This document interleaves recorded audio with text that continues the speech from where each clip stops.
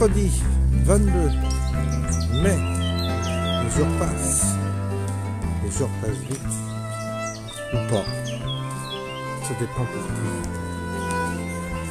qui. Alors il y a eu une bonne averse, puis là c'est bon, ça se dégage. Figurez-vous que une fois que l'averse a lieu, ça dégage des odeurs. Et c'est vraiment agréable. C'est vraiment très agréable de pouvoir humer les odeurs de la nature une fois que, après la pluie, ça fait ressortir les odeurs de la campagne. Je dois dire que c'est assez enivrant, c'est assez agréable. Donc, il y a les petits oiseaux, voilà. C'est la bonne époque. C'est la bonne période. Malheureusement, elle passe trop vite cette période. Moi, c'est la période que je préfère en ce moment. C'est le début de l'été. C'est pas encore l'été, c'est le printemps et on va vers le plus beau. Et cette sensation d'aller vers le beau, le bon, la chaleur, la lumière, c'est très agréable. On est dans un cycle, dans un bon cycle, dans le bon cycle de l'année. Alors,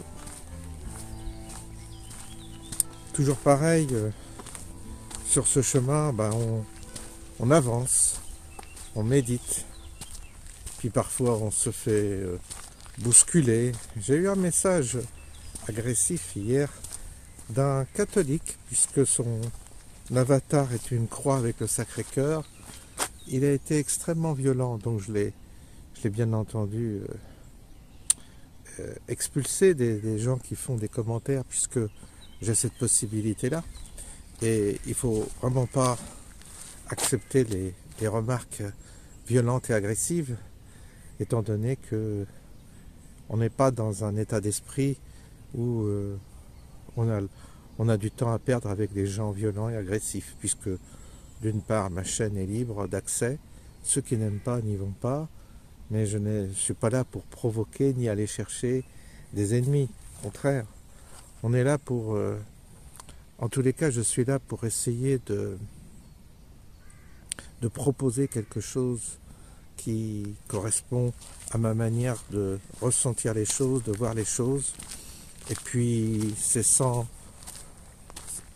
projet, il n'y a pas de projet derrière, il n'y a pas une ambition particulière, ni de calcul particulier, c'est gratuit, c'est comme ça passe dans ma tête, je le dis ce que je ressens au moment où je le dis sur ce chemin. Comme je dis, je peux changer d'avis aussi, c'est pas un avis fixe, c'est simplement une proposition de réflexion qui est sujette à bouger, à se mouvoir, à changer, comme vous tous, ceux qui me suivez. Maintenant, vous savez, vous êtes nombreux à me suivre, à écouter mes pérégrinations. Et donc, vous savez, vous êtes habitués, vous dites, voilà, aujourd'hui, voilà, on a telle inspiration, mais elle n'est pas du tout, c'est pas une idéologie, c'est pas quelque chose qu'on va écrire, qu'on va marquer sur le marbre comme une vérité révélée. Non, c'est simplement une forme de tâtonnement avec les mots qui essaie d'approcher ce qu'on appelle la vérité, qui est une vérité bien relative, et puis c'est tout. Vous savez, on peut se tromper, il n'y a pas besoin d'être agressif, il n'y a pas besoin de m'agresser. Je ne revendique pas la vérité, je dis voilà. Il y a des gens, ils ne supportent pas cette liberté. Cette liberté simplement de pouvoir émettre des hypothèses ou des réflexions. À mon niveau, attention, je ne suis pas un grand intellectuel, ni un grand spéculateur, ni un grand philosophe. Donc c'est vraiment pas faut pas venir me chercher dans ce domaine-là. Si ça vous plaît pas, je dis à chaque fois, si vous n'aimez pas, ne regardez pas. Ne prenez même pas la peine de faire un commentaire agressif, ça ne sert à rien. En fait, celui qui fait un commentaire agressif se condamne lui-même. Je l'ai déjà dit, ce qu'il envoie, il va le retrouver, il va le recevoir. C'est mon état d'esprit, c'est de renvoyer aux gens leurs propres attaques. L'adversité, il faut lui renvoyer. Donc je renvoie simplement la méchanceté qu'il m'a faite, Le problème, c'est que ça va lui revenir avec une puissance 1000. C'est ça le dommage. C'est ça qu'on ne comprenne pas les gens. C'est qu'en étant agressif et en agressant, ils se condamnent eux-mêmes. En tous les cas, ils se condamnent à recevoir par une force bien plus violente ce qu'ils ont envoyé. Puisque je ne suis pas dans un débat animé pour construire une polémique, quoi que ce soit. Donc fatalement, il y a comme un écran, et cet écran, un écran miroir qui renvoie le mal. Donc la personne qui m'a fatalement envoyé cette haine-là, enfin le discours était vraiment, le message était très violent, elle va recevoir cette violence d'une manière ou d'une autre. Ça va arriver comme ça, ces jours-ci. Elle recevra ce qu'elle a envoyé. C'est logique, c'est une loi, ça, il n'y a pas de problème. Il y a une loi dans cet ordre-là.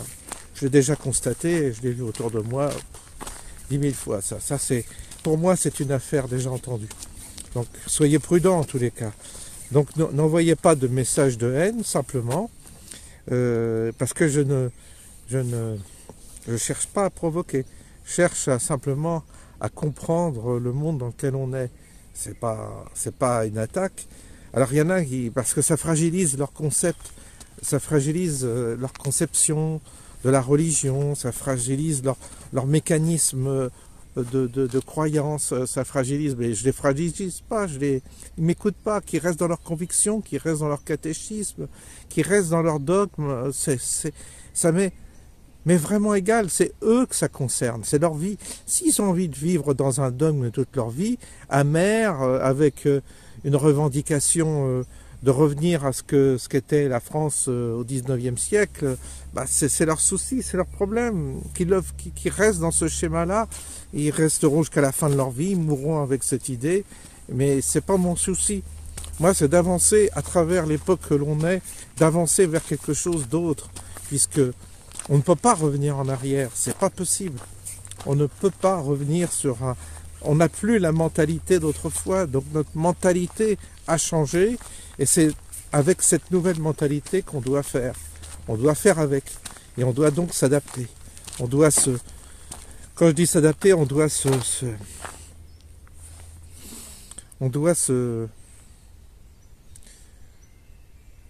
Oui, on doit user de notre manière de penser actuelle pour justement percevoir de nouvelles choses qui peut-être jusqu'à présent nous étaient cachées. En tous les cas, on doit se servir de ce que l'on a pour avancer et non pas pour rester arc-bouté sur un schéma dépassé, quoi. Ça sert à rien. C'est difficile, hein. On peut avoir la nostalgie, on peut regretter, mais c'est une erreur de vouloir s'accrocher à des fantômes, de s'accrocher à des vieux lustres. Regardez les maisons, elles ont évolué. Vous voyez vivre dans un vieil habitat, un vieux château, tout ça, non? C'est plus l'esprit du moment, on n'a plus envie de ça. Et c'est beau, c'est joli, mais on est différents, on n'est plus les mêmes. Il faut l'admettre, il faut l'accepter.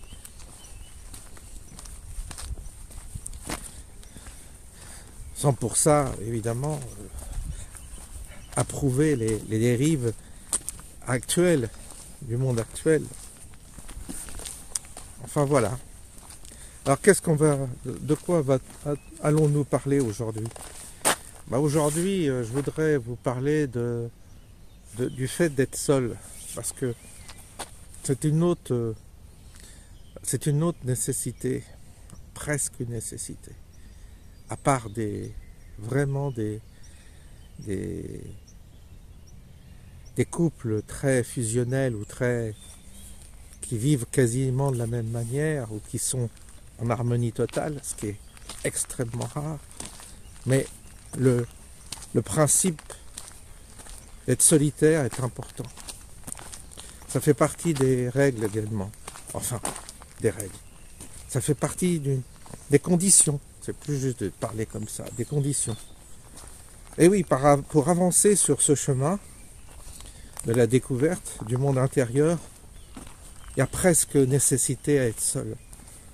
C'est pour ça que si les circonstances de la vie, divorce, séparation, décès, vous conduisent à être seul, il faut que vous sachiez que c'est une opportunité. Et que d'être seul, c'est une chance vraiment une chance. Et pas un destin malheureux ou une forme de destin maudit. Non, non, être seul, c'est une chance parce que il n'y a que comme ça qu'on pénètre en soi. Il faut absolument être seul pour pénétrer en soi. Là encore, je fais référence aux règles communautaires des monastères, des couvents. Les moines sont... Bon, à la Chartreuse, ils sont vraiment seuls. Mais la vie communautaire, dans un monastère, c'est une vie communautaire de solitaire, puisqu'il y a des règles qui font que on n'est pas pollué par justement la présence des autres. On essaie d'organiser la vie de façon à ce que chacun se retrouve soi. C'est des règles de sagesse. Pourquoi? Parce qu'ils avaient, pour le coup, les anciens avaient compris qu'il fallait être seul pour pénétrer le mystère intérieur. Et cette solitude, il faut la prendre comme une grâce, vraiment. C'est un mode de vie, presque une ascèse, mais un mode de vie qui est très bien fait, qui apporte énormément de bienfaits. Pourquoi? Parce que, d'une part, vous n'êtes pas distrait par l'autre, par la présence d'une autre personne. Vous n'êtes pas provoqué, ni attiré, ni emprisonné par l'autre. Parce qu'il y a des tas de situations où l'autre peut prendre le pouvoir, peut polluer votre état d'âme, peut vous perturber, peut vous affecter mentalement, sentimentalement, émotionnellement. Donc la solitude est vraiment une chance d'échapper à l'éventuelle pollution de l'autre qui est à côté. Il le polluera inconsciemment, sans le vouloir, mais il risque fort de vous polluer. Surtout dans une époque comme la nôtre, qui est une époque de divertissement. Je me souviens, vous savez, mon grand-père est un homme qui a fini sa vie solitaire, comme beaucoup d'hommes, et il y avait ma grand-mère qui était plus attirée vers la distraction, le divertissement. Et donc mon grand-père vivait dans son coin et ma grand-mère allait aller voir ses copines, tout ça, de son côté. Alors mon grand-père, je me souviens, il vivait dans le sous-sol de la maison et ma grand-mère vivait à l'étage. Donc la grand-mère s'occupait des tâches ménagères et donc des tâches ménagères et des commissions, des courses, des achats. Et mon grand-père, lui, s'occupait de son potager. Il vivait dans son sous-sol, il bricolait. Il restait assis parfois, comme ça, sur son vieux fauteuil. Et puis il était tranquille dans son coin, il fumait son petit cigare en cachette. Et les deux vivaient séparément. Ils avaient trouvé la solution. Parce que, de toute manière, en vieillissant, on a besoin d'être seul. On ne peut pas être sans arrêt dans les pattes de l'autre. Parce qu'on a besoin de se retrouver, après une vie, on a besoin de se retrouver, on a besoin de faire le point, on a besoin d'élaguer, on a besoin de se centrer sur l'essentiel, et on a besoin de se préparer à quitter cette vie. Plus on vieillit, plus on approche de la mort, et donc plus on a envie de se recentrer, d'être dans le calme pour se préparer au passage. Et donc la solitude est une chance. Il y en a qui le prennent comme une malédiction. C'est dommage, parce que c'est vraiment une chance. Être seul, c'est pas l'ennui, c'est pas ce qu'on croit. On s'ennuie pas normalement quand on est seul. Les gens qui s'ennuient, c'est des gens qui n'ont pas de vie intérieure. Mais quand vous avez une vie intérieure, au contraire, elle s'enrichit, elle se nourrit de cette solitude.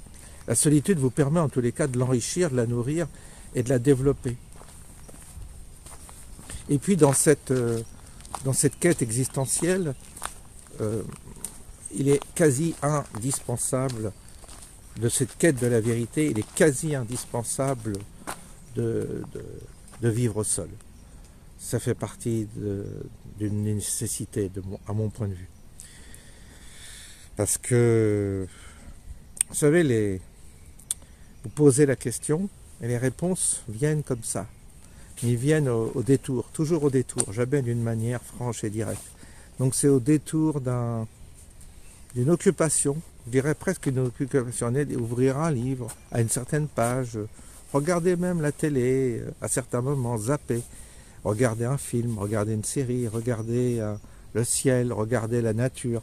Bref, au détour d'un événement, vous allez être beaucoup plus, vous allez suivre seul, vous n'allez pas être influencé par la présence d'une autre personne, donc ça va être guidé, c'est vous-même qui allez guider l'occupation de votre journée, et au détour d'un événement, d'un élément, vous allez avoir la parcelle d'une réponse que vous avez posée et que vous posez en vous.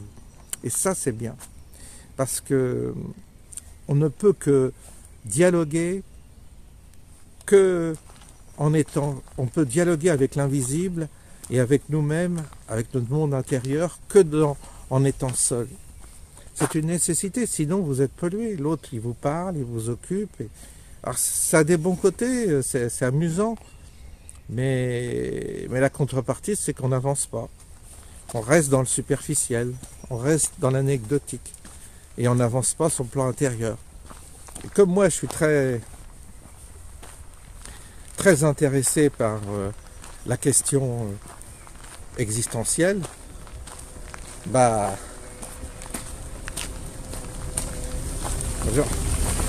comme je suis passionné par la question existentielle, c'est-à-dire arriver à creuser les raisons qui nous ont plongés dans cette réalité, dans cette dimension, ces réponses, il faut que je les collecte dans la solitude et le silence. Et vraiment, c'est que comme ça. Et on avance, hein. On obtient des réponses. On obtient des parcelles de réponses. Hein. C'est pas comme des réponses comme ça, c'est pas un professeur qui vous donne une réponse toute faite. C'est des réponses qui sont toujours comme ça. Ça vient comme ça sur le côté. Ça donne une idée à chaque fois. Mais on n'a jamais la réponse complète. Mais vous voyez, quand on a quand on a dans la vie des événements extérieurs qui viennent nous perturber. Bon, moi j'ai mon père, j'ai la situation de mon père, etc. La dépendance, les assistantes sociales, les trucs organisés, enfin, tout un bins, je vous dis pas. Eh bien, j'use de ma manière d'être pour apporter les réponses justes. C'est-à-dire que je m'exerce à trouver à travers cette dimension les bonnes réponses aux défis qui me sont donnés. Que ce soit des défis de santé ou des défis moraux, des défis liés aux circonstances familiales, j'essaie d'obtenir des solutions que par la pensée, par le mécanisme de la pensée, de la méditation, de la contemplation. J'essaie de faire en sorte que la solution se matérialise et puisse agir, tout en étant, comme je vous ai dit hier, pas dans l'agitation, dans le calme, et en restant serein, en ne paniquant pas. Je l'ai vérifié dernièrement, en paniquant on fait des bêtises. Donc ça c'est sûr qu'on a des angoisses terribles, ça c'est pas bon. Donc vous voyez, on apprend aussi, hein, attention, hein, je ne dis pas que c'est évident, mais on apprend à corriger des choses. Fort de nos erreurs, du trouble dans lequel on peut se trouver, on se dit, oh là je suis troublé, c'est pas bon, il faut que j'arrête. Et la solution arrive, hein. Ça j'en suis persuadé. La solution se met en place, je parle matériellement, hein. Elle se met en place et parce que les solutions dans ce monde-là, dans cette matrice, les solutions, elles sont possibles que si on adopte une position juste elles sont possibles, je vous assure, les solutions matérielles sont équivalentes à notre position dans cette matrice. Et si on adopte la bonne position, la solution vient. Simplement, il faut qu'on cherche la bonne position.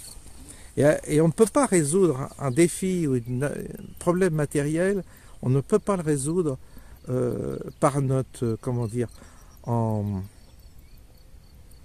agissant superficiellement sur elle, en mettant un cataplasme. Il faut que le défi qui nous soit proposé soit réglé dans sa racine, comme une maladie. Il faut qu'on arrive à la régler dans sa racine, dans sa vraie dimension. Et là, voilà, on a trouvé l'équivalence sur le plan intérieur pour que ça agisse sur le plan extérieur. Cette piste-là m'intéresse beaucoup, parce que on fait beaucoup d'erreurs dans notre monde matérialiste et superficiel en même temps. On croit résoudre des solutions, les problèmes avec des protocoles, des mécanismes artificiels, superficiels. On ne va pas rechercher le code du principe qui a déstabilisé notre vie. Et quand on est confronté, surtout quand moi, par exemple, je prends l'exemple de moi avec mon père, mais on peut prendre l'exemple de moi, de des gens comme moi, mais qui ont des enfants, des problèmes avec leurs enfants. Tant qu'ils résoudre le problème chez l'autre, c'est très compliqué, très très compliqué.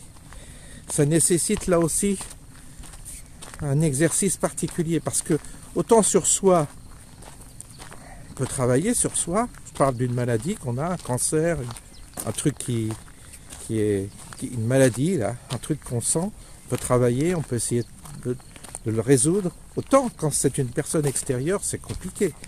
Si vous êtes avec une personne déprimée, c'est très compliqué de l'aider. Et l'aider, ça ne veut pas dire justement ce qu'on croit. On se trompe souvent. En voulant aider, on se trompe. Et aider, ça veut dire peut-être parfois s'écarter, s'éloigner. Ça ne veut pas dire être à côté, la câliner et lui apporter un soutien presque affectif. C'est peut-être pas ça, aider. On ne sait pas ce que c'est que aider. Aider, c'est faire en sorte que l'autre trouve sa position, trouve sa solution. En tous les cas, que nous, on ne soit pas perturbés, ni qu'on ne se laisse pas entraîner dans la chute de l'autre. Que ce soit nos enfants, nos parents, ou que ce soit notre conjoint. Il faut faire très attention à ça. Et je vois bien que la position qu'on adopte, presque de détachement, qu'il n'en est pas un, va être plus favorable à dénouer la situation que la dégrader. Et souvent, si vous voulez, on est mal positionné par rapport à ça, parce que on est pris par la culpabilité affective. Notre culpabilité est un moteur sournois qui nous perd, parce que on agit en fonction d'une culpabilité, c'est-à-dire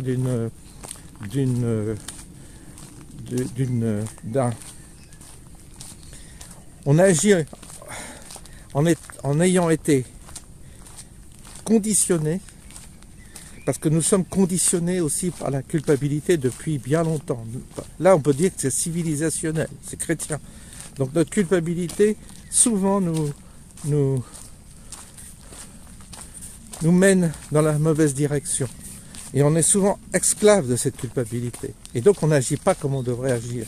Je parle par rapport à des ennuis ou des défis qui nous sont proposés à l'intérieur même de notre cercle intime. J'en parle en connaissance de cause. C'est pour ça le sujet est vaste, vous savez. Et il est important de travailler sur ça en profondeur et de ne pas imaginer que ça se règle d'une part avec des médicaments, mais pourquoi pas aussi. Il ne faut pas avoir non plus de préjugés trop là-dessus. Pourquoi pas? Ça peut aider aussi les médicaments dans certaines circonstances, avec discernement. Mais en tous les cas, on ne peut pas régler d'une manière superficielle la question en croyant avec des belles intentions ou des bonnes intentions nourries par une culpabilité, par exemple. Je dis bien par exemple, ça peut être autre chose aussi. Parfois, ça peut être aussi la haine, ça peut être aussi des reproches. Mais vous savez, les reproches sont une forme les reproches ou la violence qu'on peut avoir vis-à-vis d'un proche peut aussi découler d'une déculpabilisation qu'on cherche à obtenir. Donc on va chercher le défaut chez l'autre pour justement ne pas être soumis à la culpabilité. Ce qui n'est pas bon non plus. Non, c'est la position. C'est une position. Et cette position, je vous dis, qu'on la trouve quand on est seul beaucoup plus facilement que quand on est dans un brouhaha de monde et d'agitation. Donc solitude va avec non-agitation, comme hier je le disais. Eh bien, être seul, c'est ça aussi. C'est une opportunité et ça aide à régler plus favorablement les problèmes que l'on a que si on était dans un contexte où justement on ne peut pas travailler ces questions-là d'une manière profonde et véritable. On expérimente, hein. Nous sommes des gens dans un laboratoire, on expérimente la vie. C'est comme ça qu'il faut voir la vie. On est des laborantins. Et on avance telle chose, on fait telle expérience, ça marche pas. C'est le monde intérieur, c'est comme ça. Il ne faut pas être à la recherche forcément de grandes extases, vous savez, de phénomènes paranormaux spectaculaires. Faut pas chercher là-dedans. C'est trompeur, c'est casse-gueule tout ça. C'est casse-gueule, malheureusement. J'ai vu ça, j'ai compris ça aussi. C'est très casse-gueule et ça sert à rien. À strictement rien.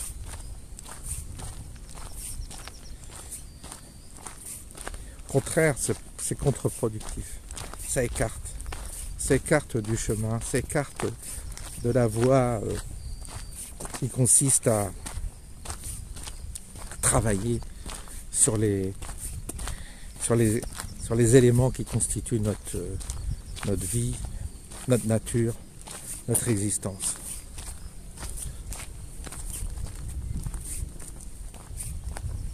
Voilà un peu vous voyez le sujet, comment c'est parti. C'est l'avantage de marcher sur ce chemin, parce qu'il est très inspirant ce chemin. Vous savez, j'en ai fait des vidéos et des vidéos sur ce chemin, avec à chaque fois des nuances, des réflexions sur la vie, puis parfois des coups de gueule sur l'actualité. Bref, il m'a beaucoup nourri ce chemin, je lui suis redevable et reconnaissant. Vous savez, j'ai une chaîne qui est en sommeil pour l'instant, que j'ai tout effacé. Bon, c'est une chaîne qui fonctionne plus. Je vais la réactiver et la thématique, ce sera le chemin. Je mettrai le chemin de François, je crois. Voilà, ça sera donc, ça reprendra. Je reprendrai toutes les vidéos, uniquement les vidéos qui se sont faites sur ce chemin. Je crois que j'ai l'historique. Je crois que j'ai l'intégralité. Donc je vais essayer de republier toutes les vidéos que j'ai faites sur ce chemin. Et ce sera le chemin, point final, quoi. Et puis, pour ceux qui veulent réécouter mes pérégrinations, ils pourront réécouter des vieilles vidéos et voir s'il y a de l'évolution, voir s'il y a du changement, voir si je me contredis. Mais je vais tout rééditer sur cette chaîne, qui est en sommeil pour l'instant. Je ferai ça cet été, tranquillement. Voilà, donc, vous voyez, belle fin de journée. Le soleil est réapparu. Et on va en rester là aujourd'hui. Je vous souhaite une bonne soirée et puis on se dit à bientôt.